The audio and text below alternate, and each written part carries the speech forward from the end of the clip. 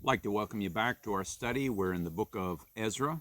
We're continuing our study where we left off. We're in chapter 8. We've been reading through the book of Haggai and the story about when God's people returned from Babylon to Jerusalem.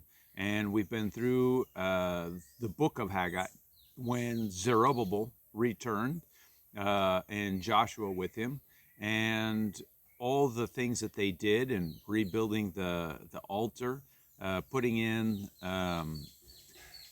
the foundations for the temple and rebuilding the temple. And now we're continuing with that story into Ezra. And as I've mentioned in other studies, I really think that this is kind of speaking towards our period of time. We have here God's people being called to return from Babylon. And of course, we know from the book of Revelations, we have the same call today. In Revelations 16, 17, 18, 19, that period of space, which is really speaking towards us today, God calls us out of Babylon. And of course, he talks a lot about what Babylon is. Babylon is a power in this world. But he wants us to come out of it. And of course, in the Old Testament, when he calls his people out of Babylon, he's talking about calling them out of this physical place. Today, he's talking about calling us out of a spiritual place, a place that is very similar to that physical place in attributes, but which today is very symbolic for us. But it's the same in many ways, and we've got to come out of it. And if we don't come out of it, when Babylon is finally crushed, God's people will be lost. Now, this story is progressive in a way because, God comes in and he calls the first ones out back in the time of Zerubbabel. We know that Cyrus the Great comes in and he conquers Babylon. Now, when he conquers Babylon, he didn't actually destroy Babylon, the city, but what he does is he conquers it. He takes it over and he makes it the center of his kingdom. But farther on, in history, we know that Babylon eventually was completely laid waste. It was completely destroyed.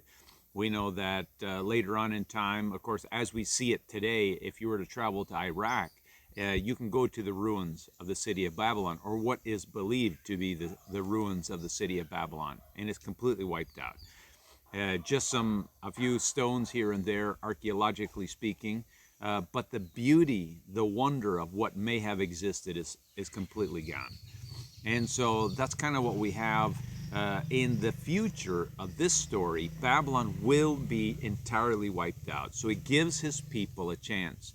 The people that have it the easiest, and by no way when I say easy doesn't mean it was just easy, but they have the least trouble and the best chance of getting ready for Babylon's collapse.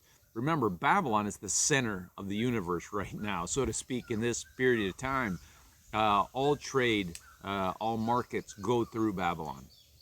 And so when God is warning his people about Babylon, he's not just wanting them to separate themselves, but he's wanting them to prepare themselves for what is about to happen. So he calls out the first group, and like I said, they have the easiest time. They go back, they begin rebuilding, they reestablish their farms, their homes, the temple, etc. And when we talk about the temple, of course, in the Old Testament, we're talking about the physical structure. For us, we're talking about the spiritual structure. We're talking about the fact that Christ is restoring his church. And, he's bringing back everything that the temple represents, the place to take our offerings, the place where we can learn the truth, the place where we can be taught and educated in the way of God, the place where God resides among his people. And so today, God is rebuilding the spiritual temple. In that time, he was restoring a physical temple. And so this kind of the story that we're going through. When Zerubbabel goes back, as I said, they have the easiest time, but we have other groups that return after him. Of course, we have Haggai, who comes in and prophesies to God's people and animates them to finish the temple, which I think is probably right about where we are historically today when we're looking at the parallels between these two stories. God has, through the restoration of the church, April 6, 1830, he restored many of the truths. Of course, he gave us the Book of Mormon, which is a second witness to the truths in the Bible. And what we're talking about isn't just, the religiosity of the world. What we're talking about is people who want truth, real truth, not just a religious ideal. And I think that's very different. A lot of times in the world, religion is a lot of fanfare. It's about making money. It's about prestige. It's about, standing out in the crowd, so to speak.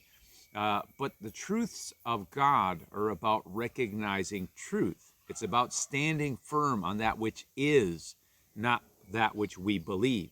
And there's a lot of difference there. In my own personal life, I've always continued to educate myself, math, science, history, all those different things. And oftentimes I'm listening to professors, podcasts, whatever, very intelligent people, far more intelligent than me. But some of them are atheists. And yet I hear them come out and they espouse ideas like, lying's wrong. Well, that's a godly principle. And yet an atheist, someone who doesn't even believe in God, is espousing it. That's very unique and interesting. And so to me, when I see that, they're confirming the truths of God, although they don't believe in God. That's what we're looking for. We're looking for the truths of God, those absolutes that no matter where you come from in the world, they're true. We've seen now, some scientists are coming out, including some atheist scientists, saying that, the best option for a people, a community, a nation, is when two people, a man and a woman, come together, make a commitment, and raise children as a couple for life. That makes for the best communities, makes for the best world. And of course, again, they're espousing biblical principles because that's what God teaches us, one man, one woman. And of course, science, real science is also coming out and telling us there's just two genders, male and female. And so over and over again, we're seeing where science is testifying to the truths of God. That's what we're looking for. We're looking for the absolute truths of God because that's what we want to build on. It's those absolute truths that allow someone to make a rocket to go to Mars. If you reject those absolute truths, there's no way you can build a rocket that goes to Mars. There's no way you can build a cell phone. There's no way you can build a computer. There's no way that you can plant and harvest. Everything becomes destroyed when you reject the truths of God. But it's the truths of God that allow us to exist as humans on this planet we call Earth. And so that's what we're looking for in a lot of ways. And that's what's kind of being restored during our period of time. God is restoring his church, which should be the well of truth, the wellspring of truth. And so that's kind of where we are in the story. The temple's finished in the time of Haggai, right before Ezra shows up. Ezra's now coming back to restore the absolute truths of the gospel, because there's some problems. And when I look at the Church of Christ, restored in 1830, we had a very good foundation. Unfortunately, the church grew by leaps and bounds very fast. People from all over the world, hundreds of thousands of people, joining themselves to this new religion that sprung up. And before long, there was chaos. There was chaos in beliefs and doctrines. New ideas were coming in, new thoughts were coming in, and the church was all over the place. And of course, we know historically, when we go back and study it, there was a lot of strange things happening that really make us wonder, could the Book of Mormon be true? Could the restoration be true?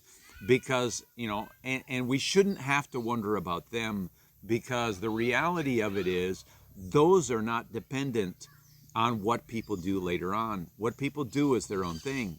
And so we have to judge each accordingly. But as things went nuts, so to speak, in the restoration, of course, Joseph Smith Jr. died and the church fractioned. And you have the Mormon church, and you have the Restoration Church, and you have the Community of Christ Church, and there's a Baptist church that also uses the Book of Mormon. You have all these different people that decided to do their own thing, so to speak. But in amongst all of that, you had the small group of people that decided to go back to the truth. That's what we're on. We're in this group that decided to go back to the truth.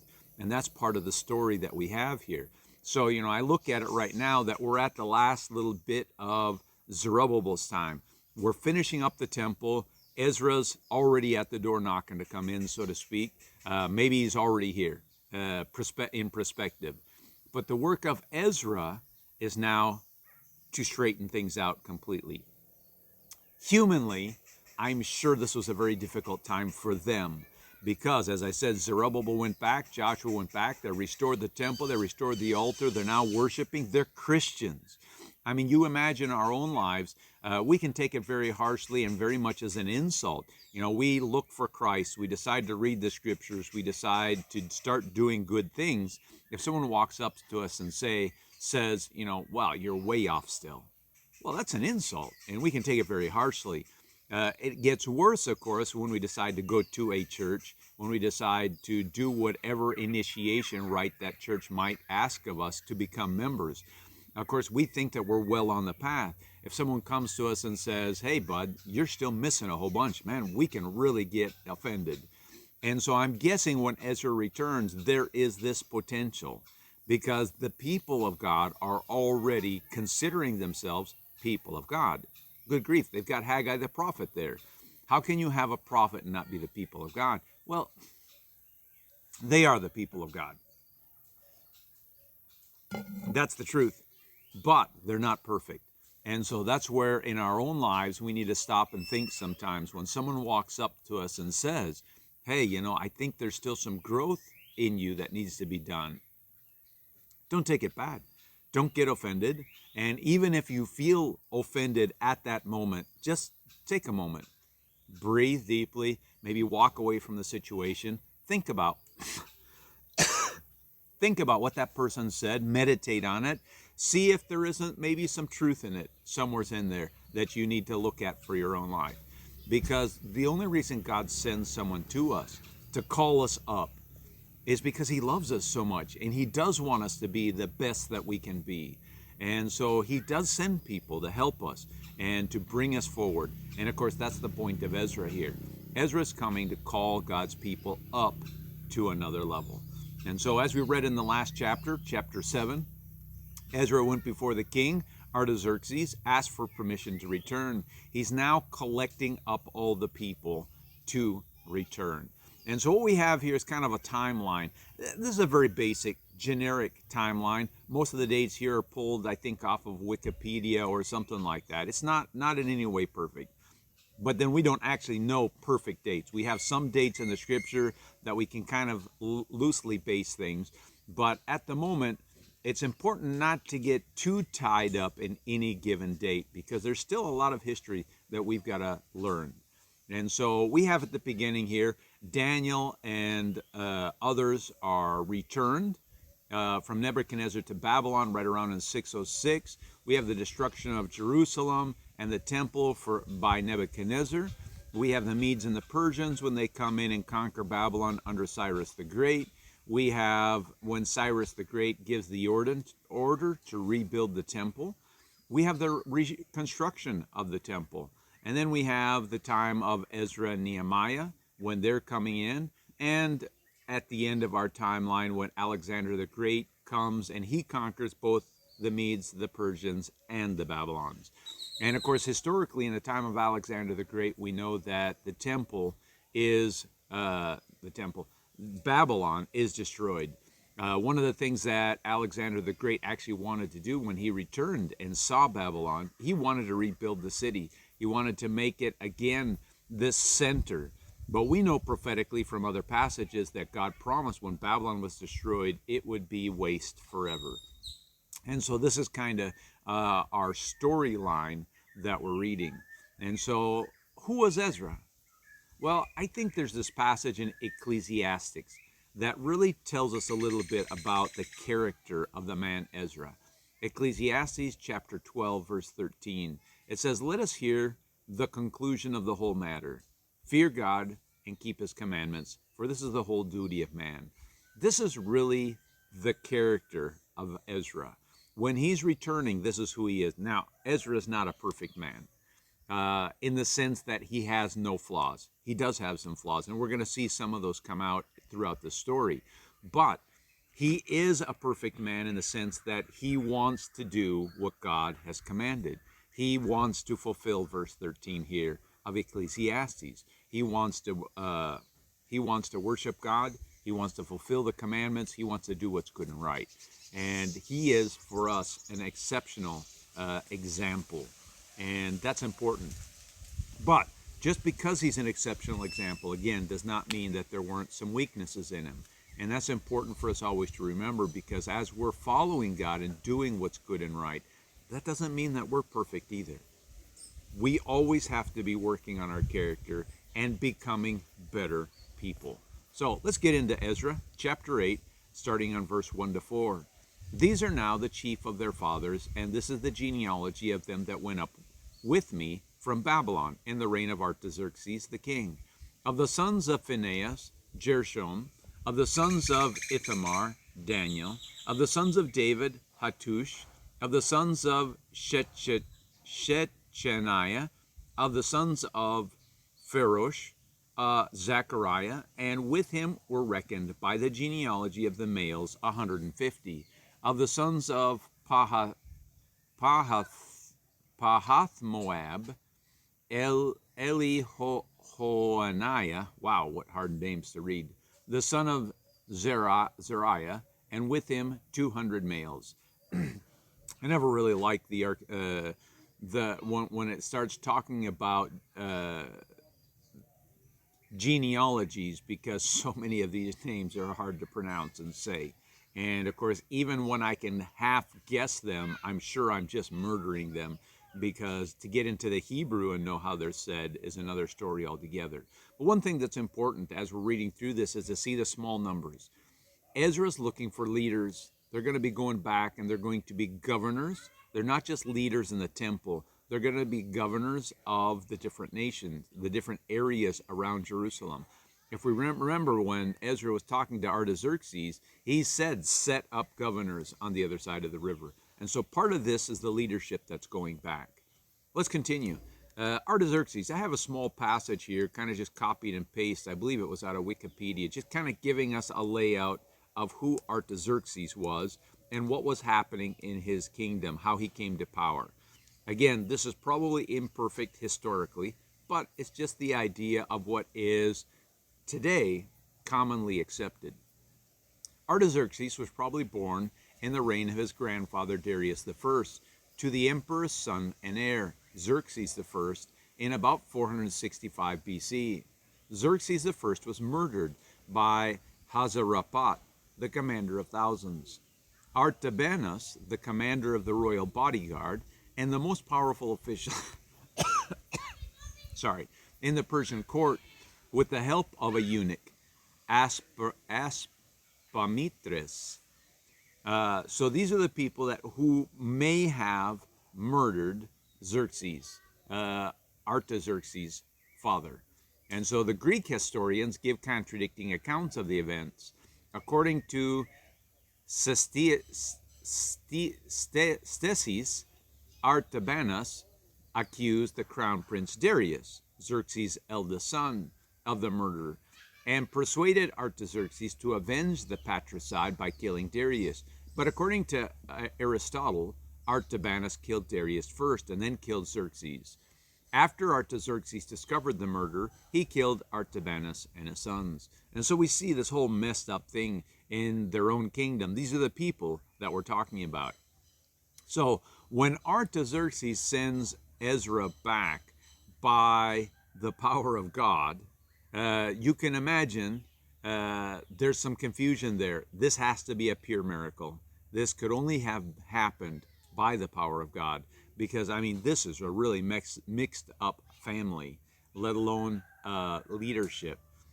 So it's just interesting to think about when we're thinking about Artaxerxes. Let's get back into Ezra, chapter 8, verses 6 through 11. Of the sons of Adin, Ebed, the sons of Jonathan, and with him 50 males. The sons of Elam, Jeshiah, the sons of Athaliah, and with him 70 males. And of the sons of Shephatiah, Zebediah, the sons of Michael, and with him 80 males. Of the sons of Joab, Obadiah, the sons of Jehiel, and with him 218 males. And of the sons of Shelomith, and the sons of Josephiah, and with him 180 males. And of the sons of Bebe, Zechariah the son of Bebe, and with him 28 males. And of the sons of Azgad, Jonathan, the sons of Hakatan, and with them 110 males. And of the last sons of Adonikam, whose names are these: Eliphelet, Jeel, Shemaiah, and with them 80 males. Also of the sons of Bigvai, Uthai, and Zabud, and with them 70 males. And I gathered them together to the river that runneth to Avah. And there abode we in tents 3 days. And I viewed the people and the priests, and found there none of the priests of Levi. So he's got all these leaders coming in, and if we remember in the last chapter, Artaxerxes sent out a notice to God's people: whoever was willing, whoever wanted to, a volunteer, could go back with Ezra. And so these are the people who stepped up.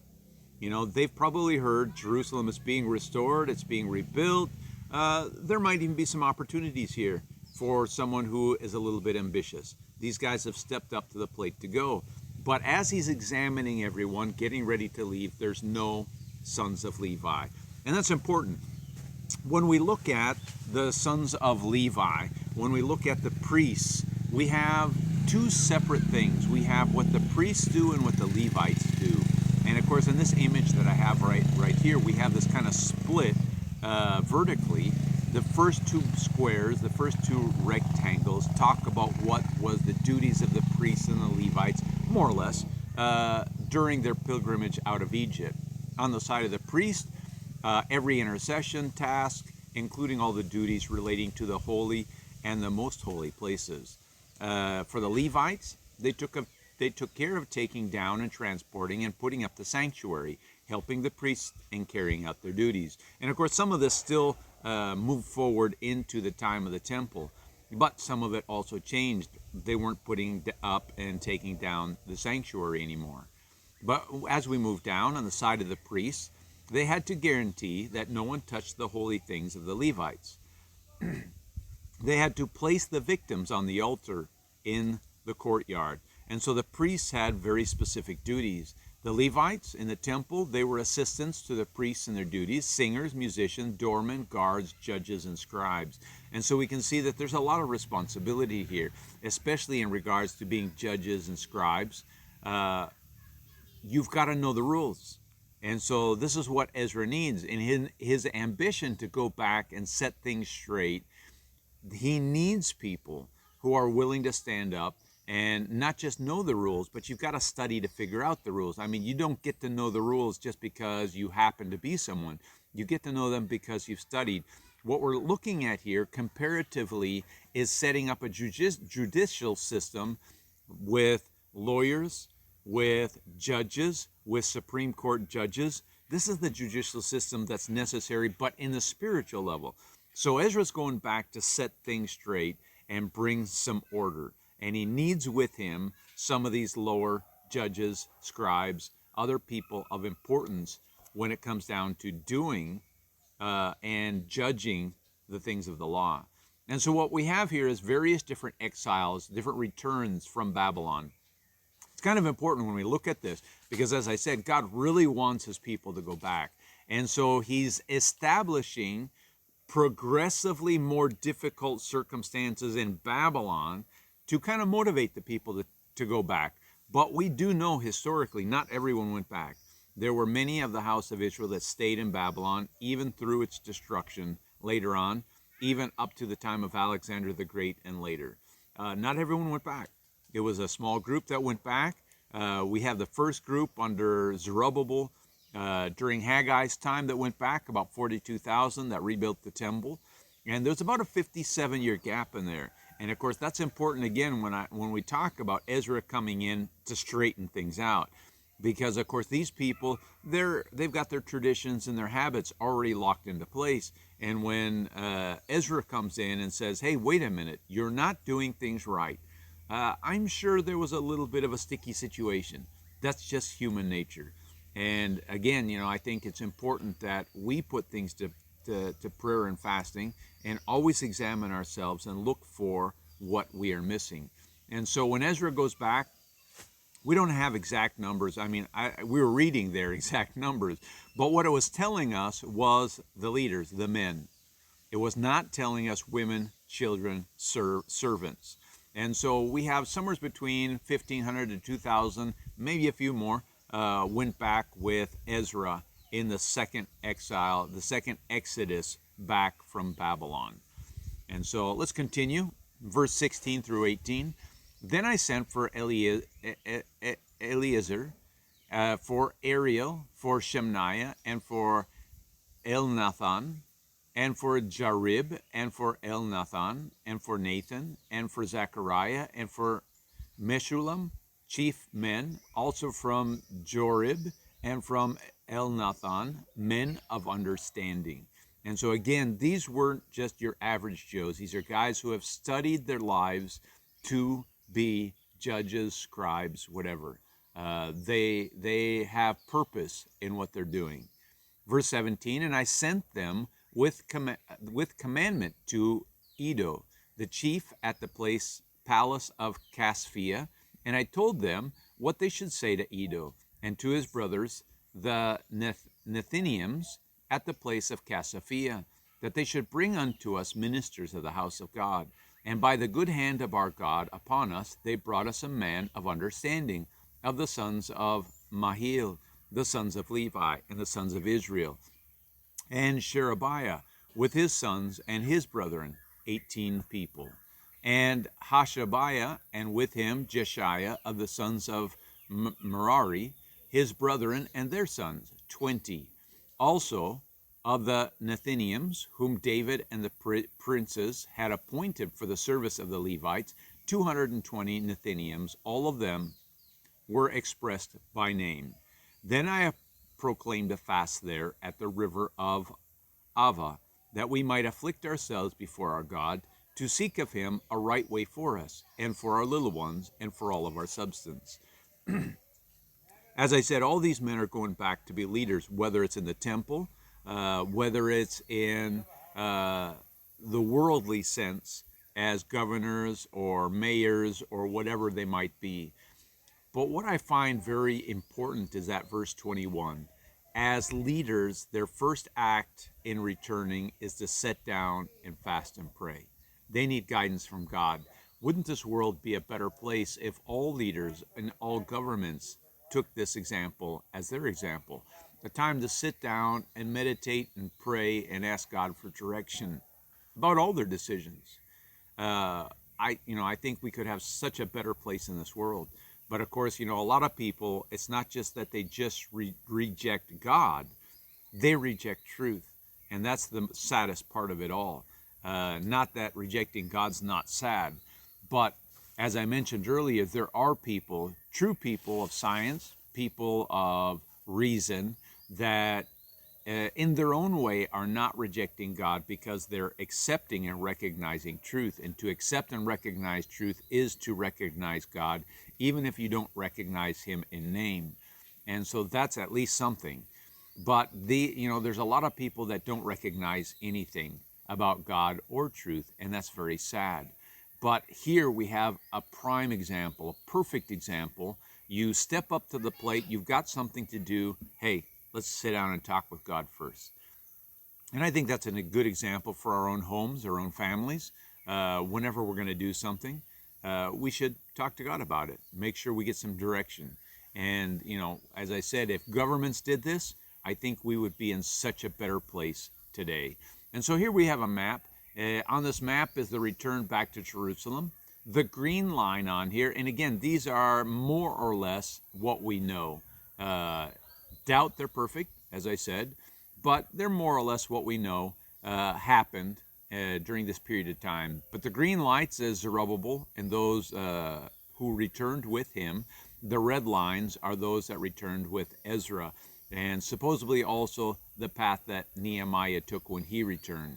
And right around 1,000 miles, this journey, give or take, long travel, dangerous things through this path. A lot of thieves, bandits, whatnot that they would have to get through. And of course, that's part of the reason that they're praying and fasting. Also, they really want God to step in and watch over them, because this journey is going to be dangerous. If we remember, Artaxerxes gave them a whopping load of riches to take back for the work of God. And so they're carrying that with them. And as we will find in the next passage, they didn't have any guards. It was just them. Verse 22 through 24, "For I was ashamed to require of the king a band of soldiers and horsemen to help us against the enemy in the way, because we had spoken unto the king, saying, The hand of our God is upon all of them for good that seek him. But his power and his wrath is against all of them that forsake him. So we fasted and besought our God for this, and he was entreated of us. Then I separated 12 of the chief of the priests, Sherebiah, Hashabiah, and 10 of their brethren with them." So here we can see again the humanness of Ezra. And I really think this is important, because too often when we read these passages, we can get an elevated sense of perfection and saintliness about people. And that's not to any discredit to Ezra. I'm sure he was a very ambitious person in the things of God. But the best of people have weaknesses. And so, when he was standing before the king, he was, really elevating the God of Israel as the God who takes care of his people. Now they're at the river and they're thinking about the journey. They're thinking about the bandits, the thieves, and whatever the difficulty is. He's having second thoughts. Wait a minute. Why in the world didn't I ask the king for guards? Why didn't I ask for a band of security guards to travel with us to give us safety? And so that's part of their concern too. So what you see in here is, even in Ezra, just a little bit of a lack of faith. And that's not a bad thing. We do need to examine ourselves, and we do need to recognize who and what we are. And Ezra's recognizing that. And so, best thing to do when we have a little bit of doubt, go to God. Let him reassure us and let him lead us. And that's exactly what God did for them. He reassures them. He's entreated of them. He gives them peace, and he gives them direction. And we don't get all of the answers that they got in this passage, but we know by this passage, as we continue reading it, they returned without any issues. And so we know that God was directing their path. Why they didn't take the same path that Zerubbabel took? Probably because God told them to take a different path. And that's important to think about. So in verse 24, again, as we know, they've got a bunch of riches with them going back for the work of the temple. Ezra's separating out. He's going to split up the wealth, and each man is going to carry some of it.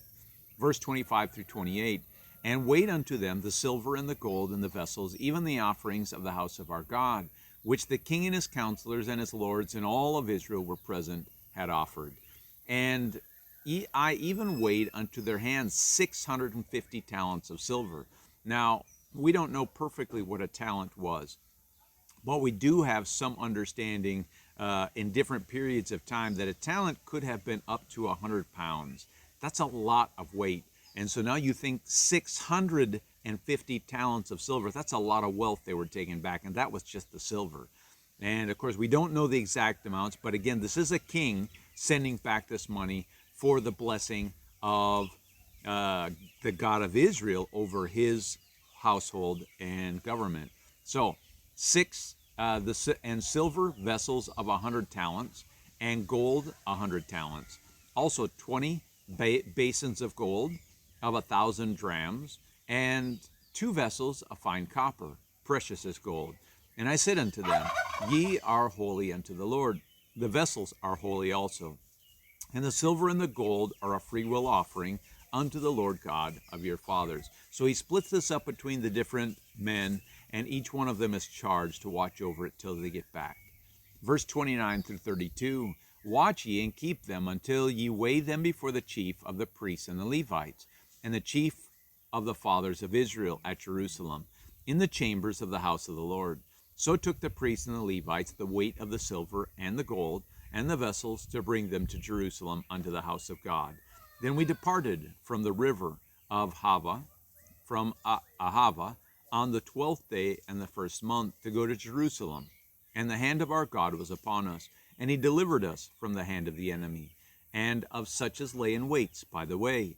And we came to Jerusalem and abode there 3 days. You can just imagine, in terms of the Old West, this is a group of people, 1,500, 2,000, who knows, roughly that size, traveling across the desert. These are just leaders. These are governors. These are maybe, in the sense, lawyers, justices, scribes, secretaries, both whether it's in the temple or in the things of the world. These are not fighters or warriors necessarily. Some of them may have been fighters or warriors, but for the most part, that's not who these are. And so they're traveling cross country with a boatload of treasure. And you can imagine they were probably targeted by every thief and crook along that path. But God took care of them. He brings them through it all and delivers them safely to Jerusalem. And I'm sure they were all sweating the whole distance and very happy to arrive in Jerusalem. I'm sure that they were very concerned about the path, the road, but God brings them in. And that is the witness that I have had in my own life. When we put our faith in God, truly put our faith in God, he never fails us, no matter how dangerous the road may be. Verse 33 through 36. Now on the 4th day was the silver and the gold and the vessels weighed in the house of God, of our God, by the hand of Meremoth, the son of Uriah the priest. And with him was Eleazar, the son of Phinehas, and with them Jozabad, and the son of Jeshua, and Noadiah, the son of Benui, Levites. The number and by weight of every one, and all the weight was written at the time. And I think this is a wonderful example that it would also be wonderful that all leadership took to heart. You have these men who are entrusted with the riches for God. I'm sure no one would have missed a copper coin or a silver coin, so to speak. But no, they arrive and they deliver it all faithfully. And I think that's important as we look at the world today, because so many people distrust their governments. So many people distrust their leadership. And if we were more open, showing the people, look, this is what we received, there's witnesses to it, this is what we're turning over, there's witnesses to it. That openness helps alleviate people's fears and doubts about us. And that's what we're seeing here as a witness, and a very important witness. Imagine if all governments were this transparent and very clear about every dime that comes into their hand and every dime that goes out of it. We could change the world. It'd be a much better place. And that's kind of the example that God's talking about here. And of course, this example is for us of the church first and foremost, but then also for the world, because it's our job as believers to teach the world. And so we need to be this quality of people, that no matter what God puts in our hands, we are faithful to the end, and we turn back over that which has been in our care. Verse 35 and 36, also the children of those that had been carried away, which were come out of captivity, offered burnt offerings unto the God of Israel, 12 bullocks for all of Israel, 90 and 6 rams, 70 and 7 lambs, 12 he-goats for a sin offering, and all this was a burnt offering unto the Lord. And they delivered the king's commission unto the king's lieutenants, and to the governors on this side of the river, and they furthered the people and the house of God. So one of the first things they do when they get back, of course, they take a moment to rest. It's been a long trip, but then immediately they go and they give thanks. They give the blessing of God to God. And I think that's always important also, that we give that testimony. This is an open testimony of what God did for them. And I think that's important to remember. God does so many wonderful things in our own lives, blesses us, keeps us safe, watches over us, and we need to remember also to give that open testimony. And it's important that people see and hear that, because that's a witness to what we believe. And so this is chapter 8 of Ezra. I hope it's been something of a blessing to you, as it has been to me. And I wish you a wonderful day. God bless.